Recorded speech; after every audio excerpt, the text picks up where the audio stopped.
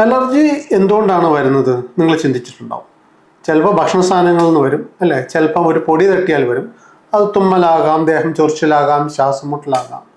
ഈ അലർജിയുടെ അടിസ്ഥാന പ്രശ്നം എന്ന് പറയുന്നത് നമ്മളുടെ രക്തത്തിൽ IgE എന്ന് പറഞ്ഞൊരു ഘടകമുണ്ട്. അത് നമ്മളുടെ ഇമ്മ്യൂൺ സിസ്റ്റത്തിൻ്റെ ഒരു ഭാഗമാണ്. ഇത് അമിതമായിട്ട് പ്രതികരിക്കുന്നതാണ് അലർജിയുടെ അടിസ്ഥാന കാരണം.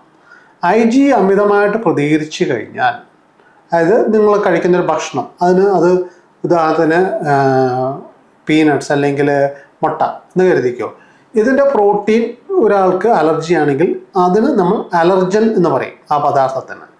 ഈ അലർജൻ നമ്മുടെ ശരീരമായിട്ട് ഇൻട്രാക്ട് ചെയ്ത് കഴിയുമ്പോൾ ഈ IgE അമിതമായിട്ട് പ്രതികരിക്കുകയും തുടർന്ന് രക്തത്തിൽ ഹിസ്റ്റമിൻസ് എന്ന് പറഞ്ഞ ഒരു കെമിക്കൽ ഉണ്ടോ, ഒരു രാസപദാർത്ഥം ഉണ്ടോ.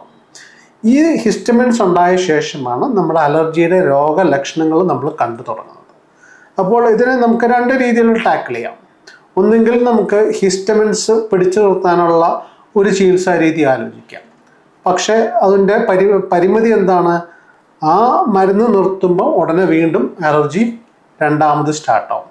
അതേസമയം അലർജിയുടെ കാരണമായ IgEയുടെ അമിതമായ പ്രതികരണ സ്വഭാവം നിയന്ത്രിക്കാനുള്ള മരുന്ന് കഴിക്കുകയാണെങ്കിൽ ആ അലർജി പൂർണ്ണമായിട്ടും നമുക്ക് മാറ്റിയെടുക്കാൻ സാധിക്കും. ഇതാണ് നമ്മൾ ഹോമിയോപ്പതിയിലൂടെ നമ്മൾ ചെയ്യാൻ ഉദ്ദേശിക്കുന്നത്.